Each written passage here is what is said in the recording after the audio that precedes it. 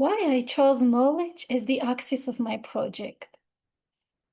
There are various reasons for that the Essence of Knowledge Initiative, my self-directed project, I called that way. First of all, coming from the beginning, the deep value of knowledge, you can find the definition in Armenian historiography, Yerishe, in wrote the historiography of Armenia in the 5th century. And he wrote that all evil comes from ignorance. So this is one of the earliest valuation of knowledge. And I really believe that knowledge is a means of illumination, intellectual, moral enlightenment, which, as a result, brings its good pathways to move forward. Either it's not only in research, but also in your day-to-day life. Another reason refers to, when I try to ground why I specifically chose knowledge, it's, as Francis Bacon said, knowledge is power. Yes, it's true, and it's a proven truth. Knowledge governs societies, knowledge governs individual human beings, knowledge is starting, each person starts from kindergarten, right? Why? Because not only for entertaining, not only for playing games, but also children learn basic knowledge there. Then comes school, then university if a person chooses. So many years, since early childhood years, and then adulthood, people dedicate to education, which is nothing more than knowledge. So knowledge is power. Knowledge can decide whether your critical thinking skills will work better, or, for example, you'll be manipulated on a psychological perspective. But knowledge is much more than only that. Knowledge is power for overcoming challenges. Knowledge is power for increased self-awareness. And overall, knowledge can bring intellectual and moral blooming, illumination, as mentioned in the beginning. One of the greatest writers, Fyodor Dostoevsky, mentioned that beauty will save the world.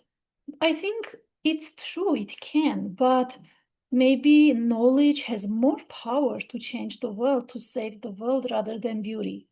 But here you can formulate it in a question. What is the beauty of knowledge and the knowledge of beauty? This is a discussion for another video, maybe.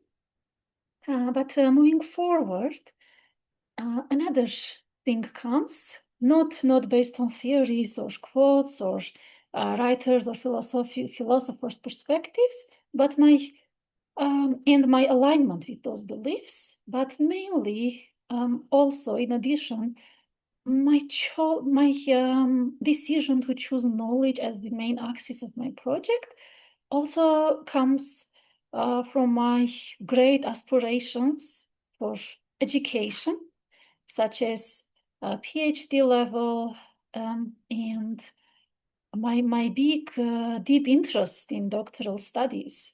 Actually, I've explored so many programs until now that it could have been the time of a part-time job. I'm not sure, but maybe, and maybe the time of completing the PhD thesis itself. However, for various reasons, while I haven't applied any programs yet, so the pursuit of knowledge has been my long-term interest, and I hope in the future, one day I may realize this goal as well. So knowledge both in academic and non-academic contexts, was one of my primary interests. And another reason is that as a volunteer teacher, I share knowledge with students. So creating knowledge, it's sharing knowledge. But what refers to research, I create knowledge, like co-authoring papers, presentations, scholarly interviews, etc., within my projects. So it's a knowledge creation process. And also, as a content creator, also it's another process of knowledge creation, or also knowledge distribution, as well as in my research. So in combination, all of these dimensions brought me to the conclusion that I should do a project based on knowledge, on the concept of knowledge, the essence of knowledge initiative. And I started everything from scratch, brought together scholars, PhD holders, professors and some master's holders who did research in their area of expertise. So they come from different countries. We co-authored papers, we co-authored presentations, scholarly interviews, etc. And also I facilitated discussions, weekly discussions, scholarly academic dialogues, given the scope. But another dimension is interdisciplinary knowledge. So I contributed from a literary perspective, while my co-authors wrote philosophical, information technology, even sports perspectives. So interdisciplinarity, which is highly valued in today's academia, played a crucial role in this. So interdisciplinarity brought new horizons for me, not to be bound within my discipline, but collaborate with others. So it was a bridge for international collaboration. And I would like to mention that the project, my self-directed project, which is not institutionally affiliated, but I've done it based on my scope. So not it's, as I mentioned, self-directed, independent project.